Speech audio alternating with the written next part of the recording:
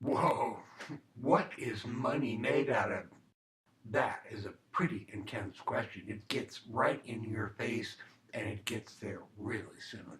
And that's because money, for the most part, is made out of promises. Promises. Money used to be made out of hard to find metals like gold or silver, but that's not what it's made out of anymore. In fact, a dollar bill used to say that it was good for $1 worth of gold. It's now a promise that the United States government or the Canadian government or whatever government, it's a promise saying that it has a certain value. But things can get really, well, confusing really quickly.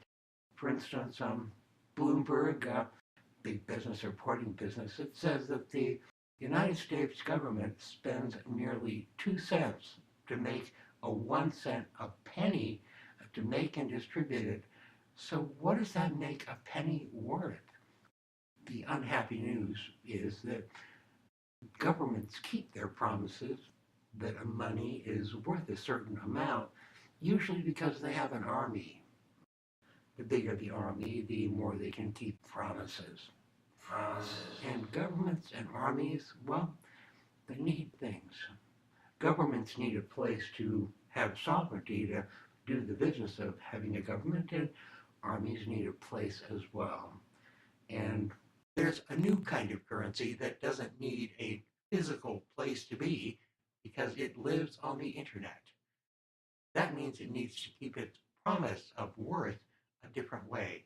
Instead of a military, what is usually called a Bitcoin keeps its promises with cryptography. Before we get too much further, I want you to do something for me. I want you to use the microscope that you have at school and use it to look at some paper money. Doesn't matter what government issued the paper money. Look at it really closely. Be sure to look at the borders around portrait. Be sure to look at the borders around the numbers and the borders around the bill. Look at the paper itself. These are all measures to prevent counterfeiting. And if your school does not have a microscope, then it's time you threaten to have a bake sale and then have that bake sale and make it big and huge. Usually called a Bitcoin, keeps its promises with cryptography. That's the art of writing computer code that nobody else can open except those people who have the proper key. Bitcoin's living on the internet is going to change things. The internet has changed many, many things.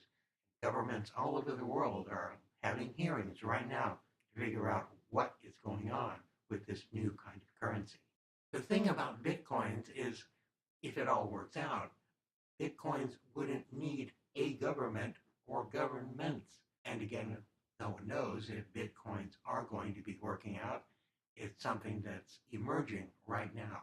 Another huge change emerging from the internet.